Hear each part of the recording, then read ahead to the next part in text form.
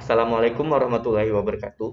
Perkenalkan, saya Muhammad Abid, berasal dari kelas B dengan nomor induk Taruna 2029341. Saya akan menjelaskan buku yang berjudul Resonansi Land Reform Lokal, Dinamika Pengelolaan Tanah di Desa Karanganyar. Buku ini ditulis oleh Bapak Aristiono Nugroho, Bapak Haryo Budiawan, Bapak Tulus Subroto, dan Bapak Soeharno, yang diterbitkan oleh STPN Press pada Agustus 2013. Buku ini memiliki 193 halaman dengan dimensi 14 kali 21 cm. Sebelum menjelaskan isi buku, saya akan menjelaskan pengertian land reform terlebih dahulu. Land reform adalah salah satu upaya untuk memperbaiki kondisi sosial ekonomi dan psikologi petani yang berlandaskan dasar Undang-Undang Pokok Agraria tahun 1960. Buku ini diawali dengan perkenalan Desa Ngandagan, yang dimana Desa Ngandagan adalah salah satu desa di Kecamatan Pituruh, Kabupaten Purworejo, Provinsi Jawa Tengah. Pada tahun 2010, Desa Ngandagan hanya memiliki 6 rumah tangga miskin saja di antara 267 rumah tangga, atau hanya sekitar 2,25% rumah tangga saja yang miskin. Hal ini dikarenakan Desa Ngandagan mempraktekkan land reform lokal ala Desa Ngandagan dengan cara Kepala Desa Ngandagan, yaitu Sumotirto, telah mengambil alih tanah milik asisten Wedana Kusumo, Mangunharjo Besali, seluas 11 hektar yang ditelantarkan oleh yang bersangkutan. Selanjutnya, oleh Sumotirto, 1 hektar dibagi kepada warga desa Kapiteran, sedangkan yang 10 hektar dibagi kepada warga desa Ngendagan. Lalu, Sumotirto menetapkan dan melaksanakan kebijakan bahwa setiap warga desa Ngendagan yang memiliki tanah sawah seluas 300 ubin atau lebih, wajib menyerahkan 90 ubin kepada pemerintah desa Ngendagan untuk direstribusikan kepada 2 keluarga petani yang tidak memiliki tanah sawah, yang dimana 1 ubin sama dengan 14 meter persegi.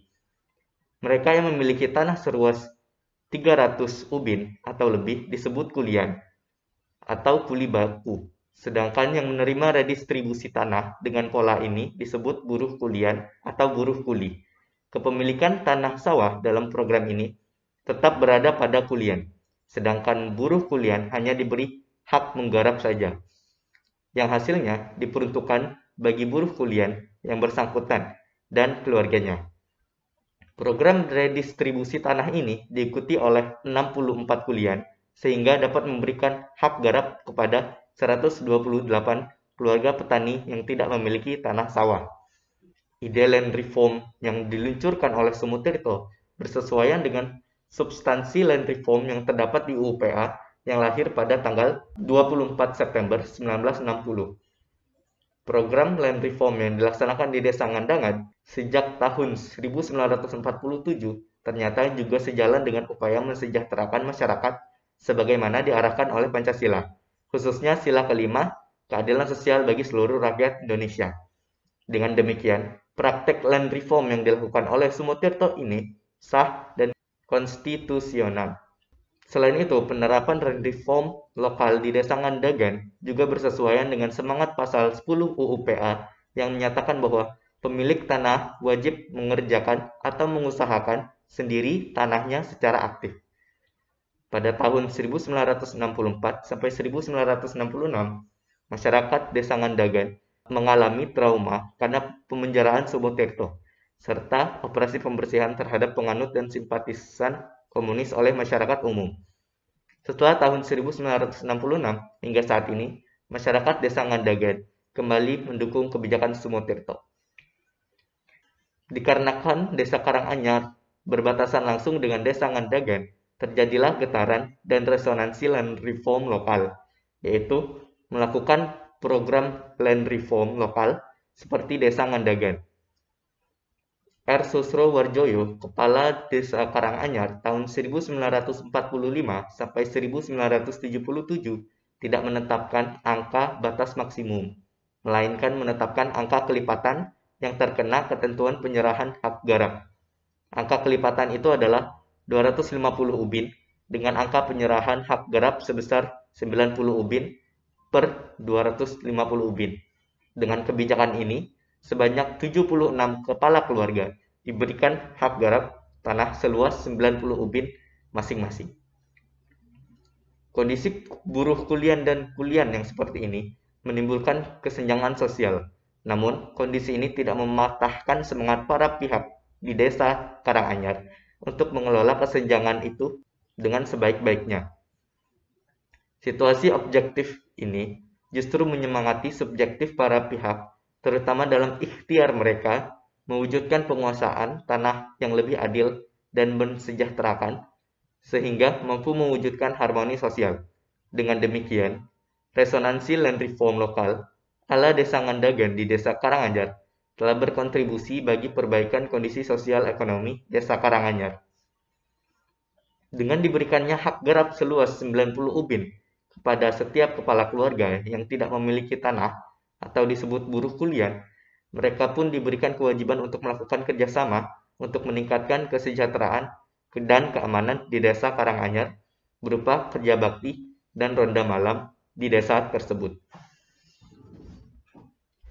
Dampak-dampak yang dirasakan dari dilaksanakannya kebijakan land reform lokal di Desa Karanganyar adalah terciptanya kerukunan antar warga masyarakat di Desa Karanganyar.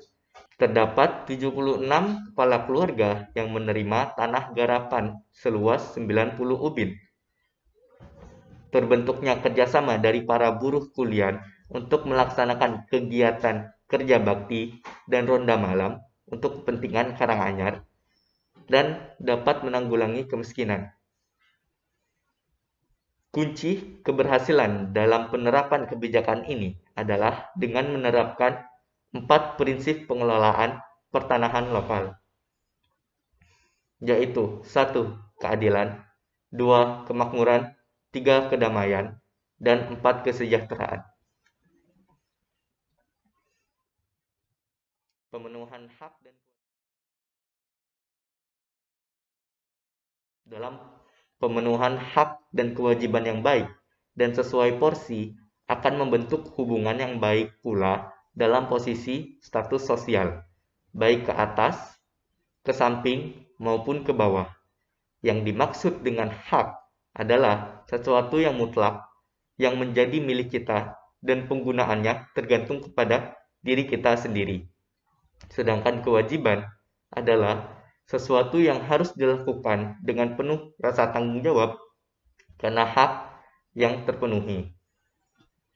Hak dan kewajiban ini sendiri sudah terlihat di dalam kebijakan land reform lokal di Desa Karanganyar, di mana kulian atau yang memiliki tanah memiliki kewajiban membagikan tanah seluas 90 ubin untuk pemerintah daerah sesuai dengan peraturan yang dibuat pemerintah.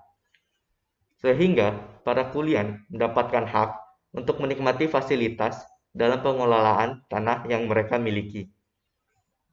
Dan sedangkan bagi buruh kuliah, mereka mendapatkan hak berupa tanah garapan seluas 90 ubin dengan kewajiban melakukan ronda malam dan kerja bakti di Desa Karanganyar.